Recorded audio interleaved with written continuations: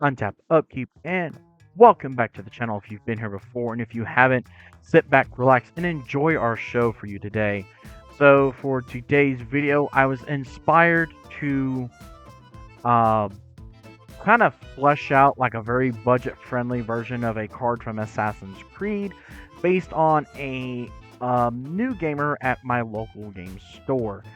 He doesn't have very much, and I thought I would help him out by putting my own sick individual twist on the deck, if you will. And of course, it's budget friendly, and it has a lot of potential to be a lot more than what it actually is. But it would, at the very least, be a very good start, I believe. So before we get started, hey, like, share, subscribe, and don't forget ring that bell for notifications, because you never know what my wild mind is coming up with next. So let's dive into what we got going on here. So the card that the commander is going to be built around is Shay Cormac from the Assassin's Creed set. And you could tell the deck is going to be very low to the ground based on the commander. So for 2 mana, a white and a black, we get a Human Knight Rogue. Cool. He says, pay 1 mana of any color. Permanent your opponent's control lose hexproof, indestructible, protection, shroud, and ward until end of turn. Now that could be handy all on its own if somebody's playing like a Blightsteel, a Darksteel, an Avacyn, a Miram, anything like that. You can go, hey, you got a way to kill that. You got a way to stop it there, Peter. Yeah, I totally went Joe Swatson there, didn't I? So it's a nice little political tool, I think, for the creature to have. He also has whenever another creature an opponent controls becomes a target of a spell or an ability that you control, put a bounty counter on that creature. And finally, whenever a creature with a bounty counter on it dies, put 2 1/1 counters on Shay Cormac. So Cormac here is going to be sort of a Orzhov Voltron build. Get out of here, you notification, you wise guy. And it's going to be kind of like a nice little mid-rangey kind of build, if you will. We have a couple of ways to target our opponent's stuff, put bounty counters on it, so then like in the event of like a mass board wipe or something, we can hopefully get quite a few things going on for us. We do have a couple of ways to kind of make him indestructible, so it's not too big a deal, but we have quite a bit of target this, target that kind of things here going on. So let's dive in, shall we? First up, let's go with Bastion Protector. For 3 mana, we get a 3/3 that says, for mana creatures you control get +2/+2 and have indestructible. There, we solved it. We did it, guys. We broke it. Man. Yeah, come on now. That's not going to work on a board wipe, because this is going to die, and then when it dies, the effect goes away, so then our stuff dies. And we get the saddest of sad faces. No big old counters on our dude. But we have other ways, fear not. We have Blinding Mage, is a 2 mana 1/2 that has pay a white and tap target creature, so we're able to start targeting our opponent's stuff. Blood Artist is just a nice way to drain and a little bit of synergy, if you will, because we're hoping to kill things here left and right, and as they die and our guy gets bigger, we're hoping to drain a little bit, keep our life total up. Coppercoat Vanguard. Each other human you control gets a +1/+0 and has ward 1, so it protects our commander a little bit and makes him a little bit bigger. The Deathbringer Liege is probably one of the bigger all-stars in this deck, next to maybe one other creature. If it's a white creature, it gets a +1/+1. If it's a black creature, it gets +1/+1. This means our commander essentially gets +2/+2. And then he says, whenever you cast a white spell, you may tap target creature. If you cast a black spell, you may destroy target tapped creature. So this kind of is a dual-edged sword in our deck. So we can cast something like the next card, for instance, Ellis Okor. And when Ellis Okor is being cast and Deathbringer Liege is out on the battlefield, we trigger both of its abilities. So we can tap something and then blow it up. And if our commander's out, we start getting benefits. Excuse me. Weather out here has me a little sleepy, y'all. Apologize for that. Or was it you in YouTube land yawning again? Sally? But Ellis Accord allows us to continue our drain a little bit. Not to mention, Ellis has Death Touch, so we can block and or attack. But whenever another creature enters the battlefield under our control, we get to gain 1 life. Whenever another creature we control dies, each opponent loses 1 life. So it kind of deters a little bit of the potential board wipes that could happen. Not really all that great. It's just mainly a good way to help keep our life total up a little bit. This is probably the second best, if not tied for first best creature in the entire deck. This is Horobi Death's Whale. And he is from the original Kamigawa set, but he got reprinted during the March of the Machines era. And it is just a nasty card, y'all. Just absolutely nasty. So it has flying, 4 mana for a 4/4 Spirit. Whenever a creature becomes the target of a spell or an ability, destroy that creature. So you can use the blinding mage to tap it with our commander out, put a bounty counter on it, and if this guy's out, you can potentially stack the triggers, if I'm not mistaken, so that the bounty counter gets onto the creature first, and then the Death's Will says, and well, how about if it died? So then we get our dude bigger. Just some nice little stacked synergy that makes all of our opponents go, why? Why are you like this? Who hurt you? Well, nobody. Now. High Society Hunter. Whenever this creature attacks, you may sacrifice another creature, and if you do, put a 1/1 counter on this creature. And whenever another non-token creature dies, draw a card. Harvester of Souls. Whenever another non-token creature dies, you may draw a card and has Death Touch. The vampire has flying. So they're pretty nifty cards to have in our battlefield just because we're looking to kill things left and right. Yes, an obvious upgrade to this, if she was within budget, would be the Liliana Dreadhorde General. But we're not able to do that. We're not in budget. So we had to make do with what we got. And I think we did just fine. We are hoping to start killing things left and right and generating a lot of value. Best advice for anybody that builds and plays this deck, do not play both of these at the same time. Play one, keep the other as a backup for when the one that is played dies. I imagine the Vampire Noble here will eat a kill spell a lot faster than the Harvester. Why? Easy. Harvester has Death Touch and it's a big dumb idiotic demon.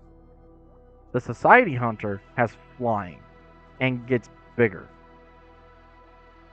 I mean, pretty obvious which one everybody's going to want to kill first. Gideon's Lawkeeper is another way to tap things, as well as Giant Killer, but we can also play the adventure side of Giant Killer to destroy target creature with power 4 or greater. The General's Enforcer, legendary humans you control have Indestructible, so this protects our commander. And then for 2 and Orzhov, we have exile target card from a graveyard. If it was a creature card, make a 1/1 human soldier creature token. You notice a graveyard, not just ours, so we can start sniping some of the graveyard synergy decks. Sorry, Joey Schultz of EDH Rec, but we're going to keep sniping that graveyard, and you're not going to like us. That's okay.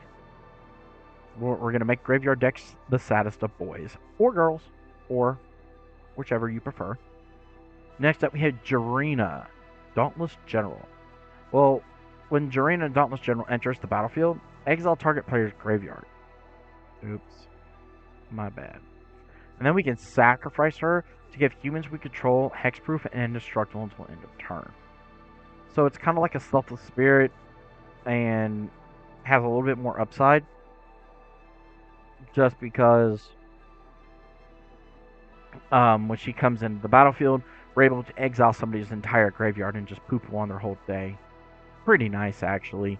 There's not a whole lot that actually synergize with it set from Outlaws of Thunder Junction to do what I originally wanted to do, which was a crime deck in Orzhov, but we have a few of the crime cards in here that work very well. First up is Karavik the Punisher.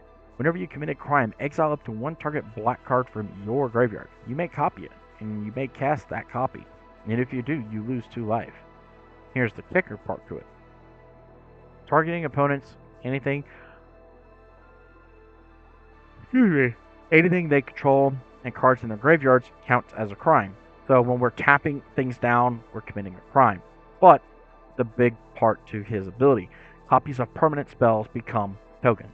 So if we wanted to get like Horobi Death's Will back out, we can use Corvac here, or Kervik, and we could get another version of him out. And that's just because we're on a budget. If you were non-budget, you would have like reanimate and maybe a couple other ways to get things back from the graveyard. Killing Ink Duelist. He has lifelink, menace, and spells you cast that target a creature cost 2 less.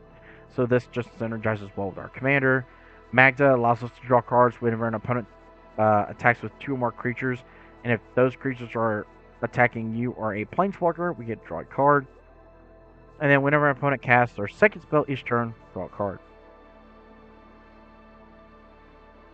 Pretty basic, pretty simple. Morbid Opportunist, so we're hoping to kill something on everybody's turn, and whenever something dies, we get to draw a card only once a turn. Murderous Rider, we have a dual purpose for this. So first of all, we cast it for its instant speed. Blow up a creature or a planeswalker will lose 2 life with Swift End. It goes on to an adventure. Then, when we feel ready to do so, we can cast it for its creature side as the Murderous Rider.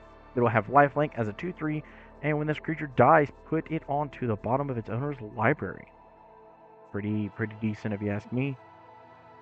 Vladimir Newblood. He is a legendary vampire rogue from the Outlaws of Thunder Junction that has the crime mechanic. So whenever you commit a crime, put a +1/+1 counter on him, and it only triggers once each turn. Just so y'all know. I don't know if you thought about this, I don't know if anybody's ever told you, but when cards say that, we have a caveat to that. And that caveat is we're able to use like Gideon's Lawkeeper on like Joe's turn, and then Giant Killer on Ray's turn, and then Binding Mage on Megan's turn. And we can get multiple triggers off that. Just in case nobody's ever actually told you. Just because it says once a turn doesn't mean diddly poop. It just means we only get one benefit on our turn. We can get other benefits on other people's turns if we have ways to do that. And then he has even more text on him because of course he does. He's a card in modern day Magic that says as long as he has 4 or more +1/+1 counters on it, it has menace and lifelink. So this thing becomes a problem. The sad robot in here, the saddest of robots, of course, is in here to help us ramp and draw a card if it ever dies, which we hope it does, even if we have to kill it ourselves. Royal Assassin, very simple, tap, destroy target, tapped creature. So we can keep this up, and then we can target, commit the crime, and kill it all at the same time. Raven of Fell Omens, whenever you commit a crime, each opponent loses 1 life and you gain 1 life. Triggers only once each turn. Just a nice little 2-drop, synergizes with our commander. I mean, there's not much more to it, because every time we're committing that crime, we're gaining a life, and everybody's losing a life, and we could do it potentially every single player's turn if we have enough mana and we're set up right. So potentially players could be losing like 4 life every go round. That kind of gets pretty nasty. Finally, our creature package is rounded up by Rattleback Apothecary. Y'all, I have no idea how to say that last word. Let me know in the comments how you actually pronounce that last word, because I sure as fire don't know. But, anyways, this is a Gorgon Warlock with Death Touch into the 3/2 that says whenever you commit a crime, target creature you control gains your choice of menace or lifelink until end of turn.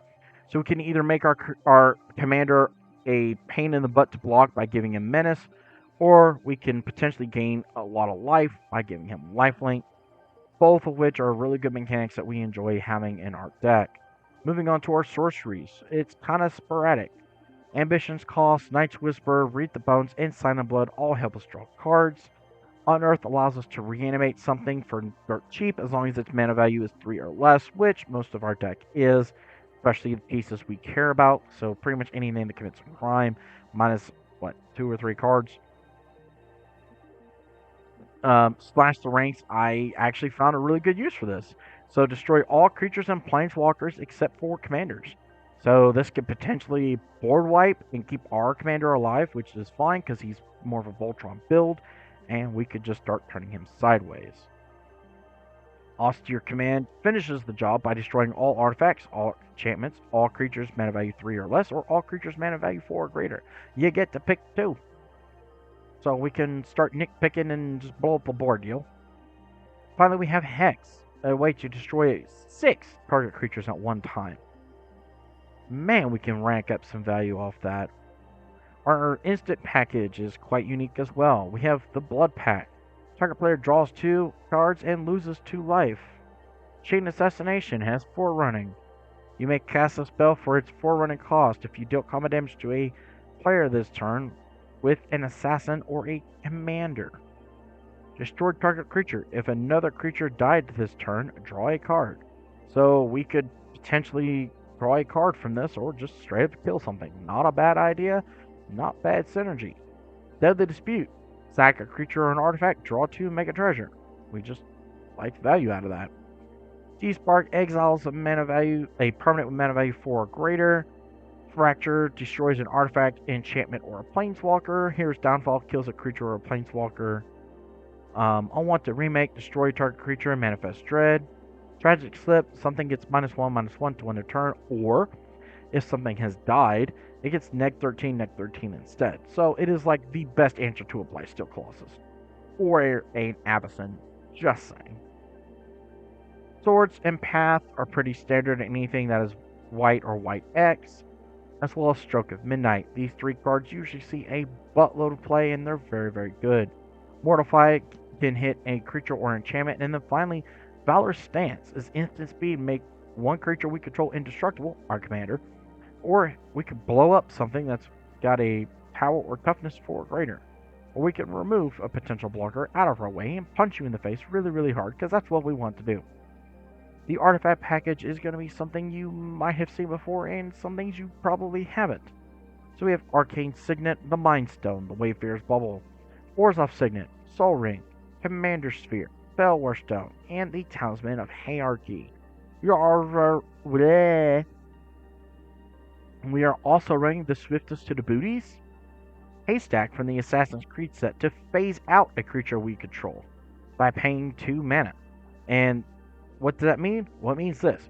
Treat it and anything attached to it as though they don't exist until your next turn. So we could potentially swing with our commander, and if we smell a board wipe or something coming, we could use this to phase him out, and he's essentially protected. So you go ahead and board wipe if you really feel the need to, but our commander's coming back, and because he never really actually left the battlefield, he, for lack of a better way to say, he has the invisibility cloak on him, then that just means when he comes back and we unveil the cloak, all the counters he may or may not have, he's still going to have. We also have Bounty Board, which is really funny and really good in this deck. It's a 3 mana rock, but at the same time, we can always pay 1, put a bounty counter on target creature, and activate only as a sorcery. And then, whenever another creature with a bounty counter on it dies, each of its controller's opponents draws a card and gains 2 life. So if we start putting bounty counters on other things, and when they all die, we get to share the spoils with people gaining life, drawing cards, mainly us, hopefully, and we're able to capitalize on that. Next up, we have Bandit's Hall, a 3 mana artifact that says whenever you commit a crime, put a loot counter on Bandit's Hall. This ability triggers only once each turn. Not a problem. It also is a mana rock to add 1 mana of any color. Great. We should be able to trigger this multiple times by the time it gets back to us if we're set up right. Finally, this just says, for 2 mana, you can tap it, remove 2 loot counters from it, and draw a card. Very simple, very basic. We're just being able to draw cards with it and ramp at the same time. Just trying to get some extra value out of having our commander being able to basically commit crimes and get rewarded for it. Who knew that being a criminal was so beautiful? Finally, we have one that probably not a lot of people have seen, know about, or even heard of, unless you're like myself and you've been playing Magic for a while. This, back in the days of high school, was a staple in a lot of decks that we had around in my area and in my friend group, and it was kind of annoying to get around, honestly. Pretty annoying. This is the Icy Manipulator. 4 mana, you get an artifact that says pay 1, tap it. Tap an artifact, a creature, or a land. Stupid simple, really basic. The whole reason it's in here is because our commander says, hey, if you target something, do this. We have a lot of commit crime things. So again, it's in here to target something and do this. And I think it's a hilarious card to have in this deck. I think it's sneakily very, very good. And it also can help potentially keep you alive. If somebody's got, I don't know, a 40 power Crush on the battlefield and Crush the Blood Braided, but they don't have trample, or maybe it does have trample, but they don't have a way to fling it at your face yet, you might could buy some time by tapping it down and saying, what if you didn't attack? That'd be really sweet, don't you think? Finally, our enchantment package is kind of all over the place a little bit with the Citadel Siege. Citadel Siege is 4 mana that enters, you choose Khans or Dragons. And if you choose Khans at the beginning of combat on your turn, put 2/1 counters on target creature you control. So we can help boost our commander who is trying to be Voltron anyway, or we could choose Dragons. And at the beginning of combat on each opponent's turn, tap target creature that player controls. So if we're trying to trigger a lot more of the crime mechanic capability, we could do that option. Either one is going to be good. It just kind of depends where you're at in the game and what you need for the potential to start becoming value for you. Feast of the Victorious Dead. So for 2 mana, well, total of Orzhov, at the beginning of your end step, if one or more creatures die to this turn, you gain that much life and distribute that many +1/+1 counters among creatures you control. So this can keep us alive and it can help spread out some counters so that hopefully we're not just going to, get steamrolled ASAP out of nowhere. I thought this would be a hilarious to include in here as well. This is Pacifism. So Pacifism is a wonderful 2-drop white enchantment that you can enchant to any creature you want. Once you've done it, though, that creature cannot attack or block. So they are the saddest of sads. I mean, you're worried about that big bad Rennie that's been flying around on your local game stores at Friday Night Magic or weekends or wherever you're playing. Just give it a Pacifism, and then it can't do diddly poop. And if you want to upgrade this deck from a budget friendly deck to a slightly more budget friendly deck, there's Darksteel Mutation, which kind of does the same thing but a little bit worse. It makes the enchanted creature indestructible, and it's now a 0/1 buck with no abilities. So it can block all day, it can even attack all day. But it doesn't have any abilities, so I'm not worried about your Ureni anymore. Phyrexian Arena allows us to draw a card at the beginning of our upkeep and lose a life. We have a couple ways to blow it up so that we hopefully don't die to our own trigger. Retribution of the Ancients is really good in this deck as well. So for a single black mana, we get to play this enchantment, and then for a black mana, we get to remove X +1/+1 counters from a creature you control. Target creature gets -X, -X until end of turn. So it's a nice way to get some extra value out of our commander, because while he's getting bigger and swole and just stupid scary, our opponents have to deal with the fact that they may not have enough to deal with this, and now we're just going to shrink it, and we're just going to plow right through. Finally, there's Wedding Announcement. I thought it'd be kind of fun to have this in the deck. It's not a necessity. You can swap it out for just about anything you really feel like it, but because it's budget friendly, I thought I would throw it in.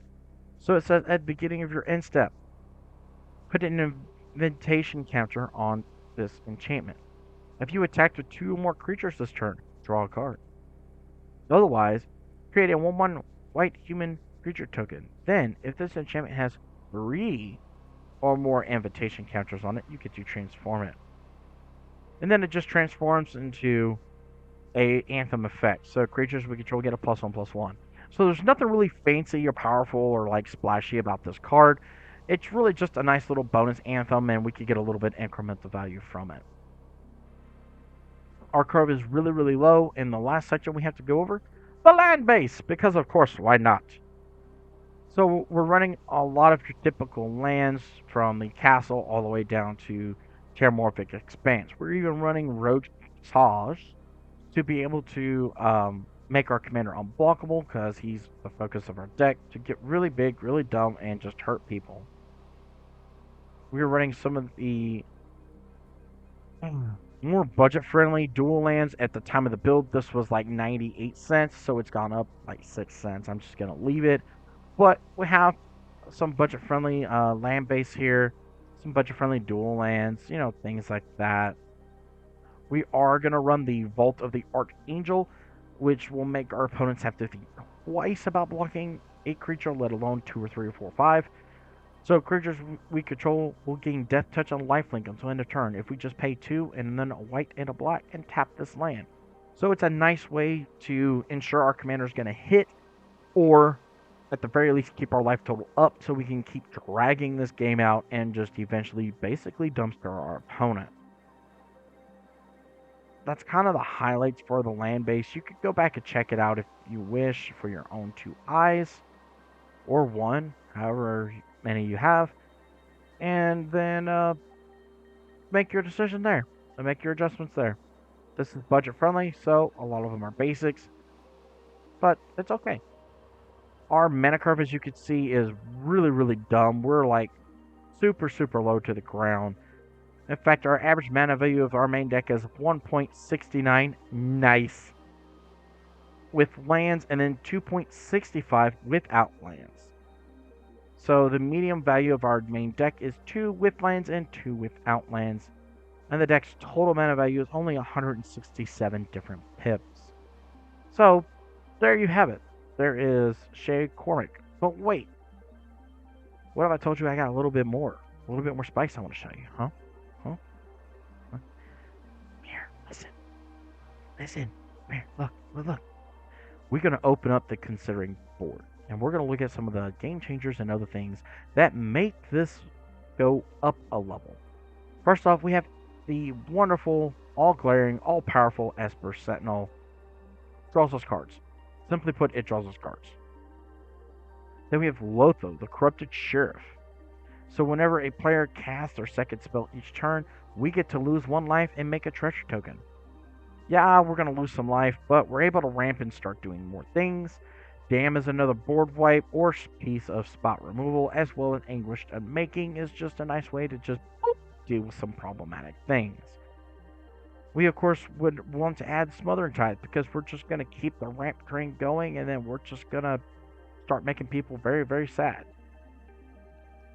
Finally, the mana base itself could be upgraded very quickly, very easy.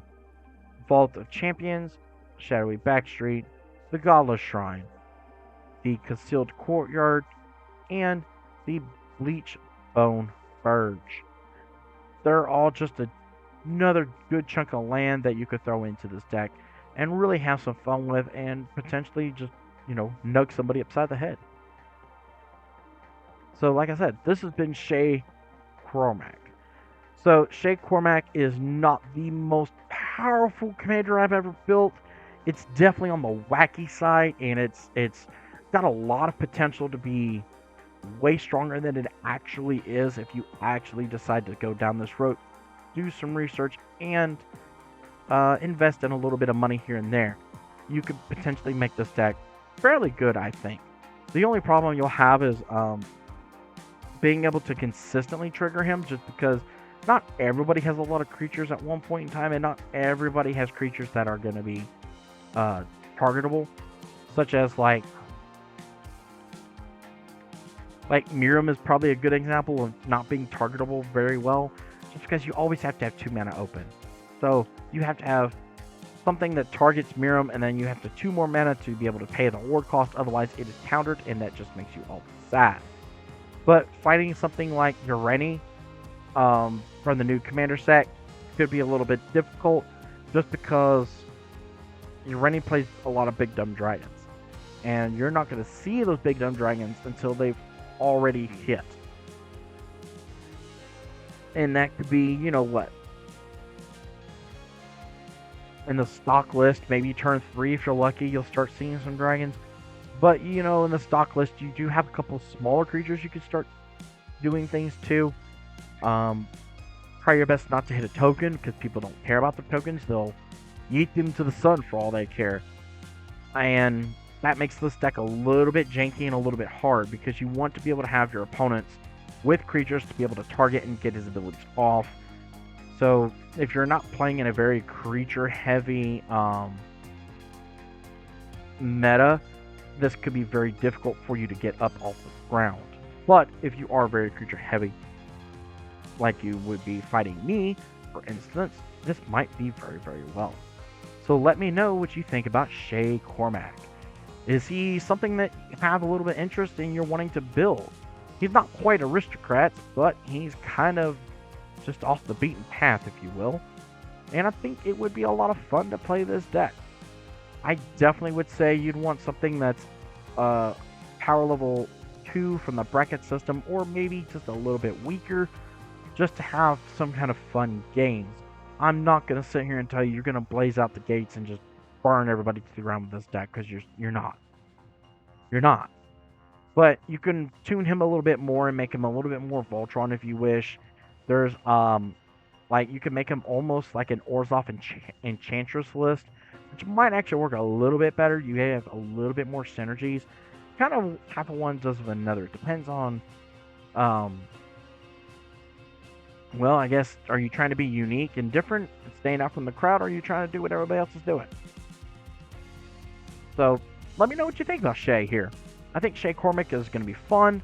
I think he can sustain a lot of playtime for you. And I think he has a lot of potential to be opened up and kind of explored. And not a lot of people are exploring that, especially because he shuts off Indestructible and Hexproof and Ward. Gotta love so much of that. Like, you got to love it. I mean, that's what they're doing in Standard right now, is they're able to shut down that kind of capability and still kill you. So every time you're like, haha, I'm safe, they go, but now you're not. With, I believe it's Nowhere to Run, I think is the card. Turns off Ward and Hexproof or something like that. Anyways, it's a very, very, very fun thing to have happen when you're the one doing it. So, with all that said, like, share, subscribe, and let me know what you think about this build. Don't be afraid if you're a returning viewer. Come on, hit the like button. It's just a 1/1 creature. And while you're at it, tackle the share button and the subscribe button. Each of those are just your one plants. I know you could do this because you believe in being in the Buddhist temple of the almighty Buddha Dragon. I have been the Buddha Dragon. Don't forget, rub that belly for mana, and may all your games be filled with magic. As always, the deck list for this will be in the description below, as is with all of my other decks. And shout out to our new gamer at our local game store, which is Green Brothers Comics. Find them on Facebook, show them some love, and don't forget, support that local game store. Until the next game, peace out.